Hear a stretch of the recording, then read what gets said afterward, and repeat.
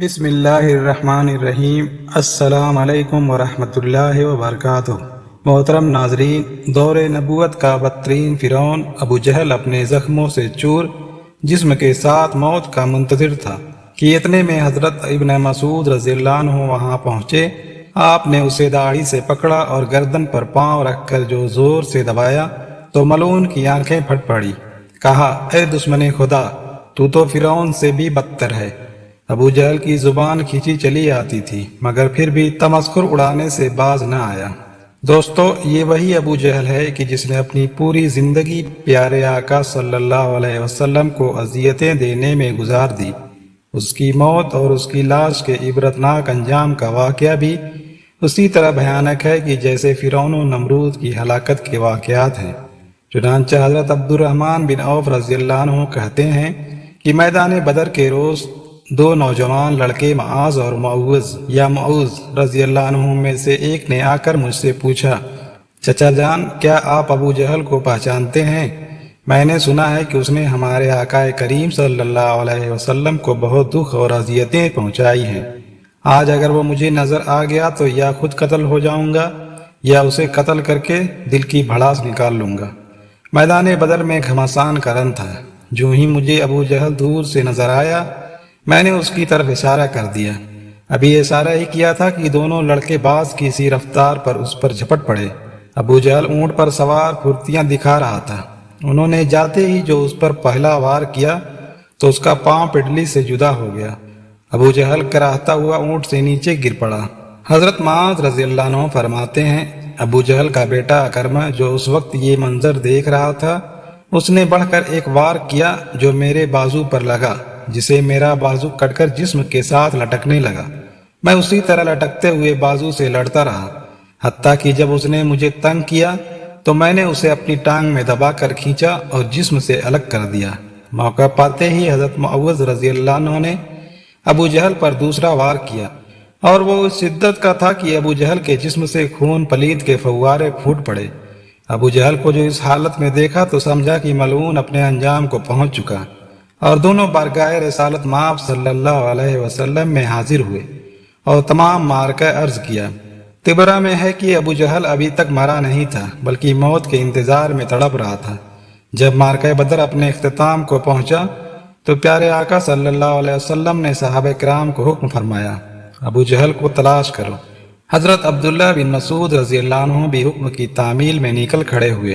حضرت ابن مسعود رضی اللہ عنہ کہتے ہیں کہ آپ صلی اللہ علیہ وسلم نے ابو جہل کی ایک نشانی بھی بیان فرما دی۔ آپ صلی اللہ علیہ وسلم نے فرمایا، اگر تم مقتولین میں سے دیکھو اور ابو جہل کو نہ پاؤ تو دیکھنا اس کے گھٹنے کی جگہ زخم کا نشان ہوگا۔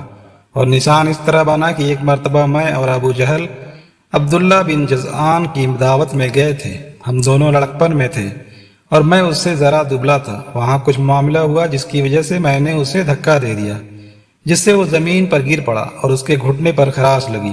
زخم تو ٹھیک ہو گیا مگر اس کا نشان باقی رہ گیا۔ ابن مسعود رضی اللہ عنہ بیان کرتے ہیں، میں میدان میں جا کر کافروں کی لاشوں کو پلٹ پلٹ کر دیکھتا رہا کہ مجھے ایک جگہ خون میں لت پت ابو جہل نظر آ گیا۔ اس میں ابھی سانسیں باقی تھی۔ پھر میں نے گھٹنے پر نشان دیکھا تو وہ بھی نظر آ گیا۔ جب مجھے کوئی ابہام باقی نہ رہا تو میں نے اس کی گردن پر پاؤں رکھا اور اس کی داڑھی کو پکڑ کر زور سے دبایا تو اس کی آنکھیں پھٹ پڑی۔ میں نے کہا، اے دشمن خدا، اللہ نے اب تو تجھے ذلیل کر دیا۔ کہنے لگا، اس میں ذلت کیا ہوئی؟ میں تو اس شخص کا بدلہ لینے آیا تھا جسے تم نے قتل کر دیا تھا۔ اچھا بتاؤ، فتح کس کی ہوئی؟ میں نے کہا، اللہ اور اس کے رسول صلی اللہ علیہ وسلم کی۔ پھر کہنے لگا، اے ابن مسعود، اے بھیڑوں کے چرانے والے، تو بہت اونچی جگہ چڑھا ہے۔ دوسرا قول یہ ہے کہ حضرت عبداللہ بن مسعود رضی اللہ عنہ نے کہا، اے ابو جہل، تیرا قاتل میں ہوں۔ کہنے لگا، نہیں، تجھ سے پہلے غلاموں نے اپنے آقا کو قتل کیا ہے۔ اور قول یہ بھی ہے کہ جب ابن مسعود رضی اللہ عنہ اس کے سینے پر چڑھ بیٹھے تو آپ نے کہا، اے دشمن خدا، تو فرعون سے بھی بدتر ہے، کیونکہ اس نے غرق ہوتے وقت ہی کم از کم اپنے ناپسندیدہ کردار کا اعتراف کرتے ہوئے انصاف سے کام لیا تھا۔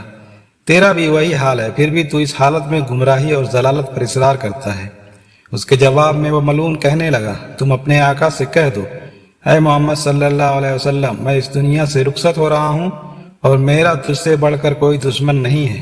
یہ سننا تھا کہ آپ رضی اللہ عنہ نے اسی کی تلوار سے اس کا سر تن سے جدا کر دیا۔ آپ رضی اللہ عنہ نے اس کا سر اٹھایا اور تاجدار رسالت صلی اللہ علیہ وسلم کے سامنے لا کر پٹک دیا اور کہا، یا رسول اللہ صلی اللہ علیہ وسلم، یہ رہا ابو جہل کا سر۔ پیارے آقا صلی اللہ علیہ وسلم نے فرمایا، قسم ہے اس ذات کی جس کے سوا کوئی اور معبود نہیں، یہ اسی کا سر ہے۔ آپ کا یوں فرمانا اظہار تشکر سے تھا، وگرنہ آپ تو اس ملعون کو بخوبی جانتے تھے۔ ابن مسعود رضی اللہ عنہ نے عرض کیا، واللہ یہ وہی ہے۔ اس پر آپ صلی اللہ علیہ وسلم اٹھے اور سر کے پاس جا کھڑے ہوئے اور خوب غور سے دیکھ کر فرمایا، یہ شخص اس امت کا فرعون ہے۔ اللہ کا شکر ہے کہ ایک دشمن دین ہلاک ہوا۔ ایک دوسری روایت میں ہے کہ سجدہ شکر ادا فرمایا، اور ایک اور روایت میں ہے کہ نماز شکرانہ ادا فرمائی۔ اس کے بعد آپ صلی اللہ علیہ وسلم نے حکم دیا کہ ان کو فلاں کنویں میں ڈال دیا جائے۔ چنانچہ صحابہ کرام نے سرداران قریش کو ٹانگوں سے گھسیٹ کر کنویں میں ڈال دیا، اور اسی طرح ابو جہل کے سر کو اور اس کے سرکٹی لاش کو بھی ٹانگ سے گھسیٹ کر کنویں میں ڈالا گیا۔ یوں 24 سرداران قریش کو اس کنویں میں پھینکا گیا۔ اس کے بعد آپ صلی اللہ علیہ وسلم نے مزید 3 روز بدر میں قیام فرمایا، اور جب وہاں سے روانہ ہوئے تو اس کنویں پر گئے جہاں کفار مکہ کی لاشیں پھینکی گئی تھی۔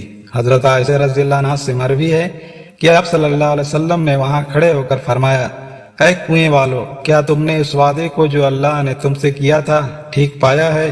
بے شک مجھ سے اللہ نے جو وعدہ کیا تھا سچ ہو گیا۔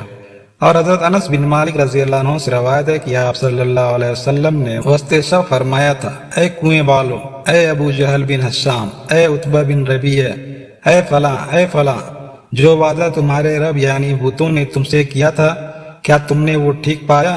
کیونکہ میرے رب نے جو وعدہ مجھ سے کیا تھا وہ منو ان سچ ہو گیا۔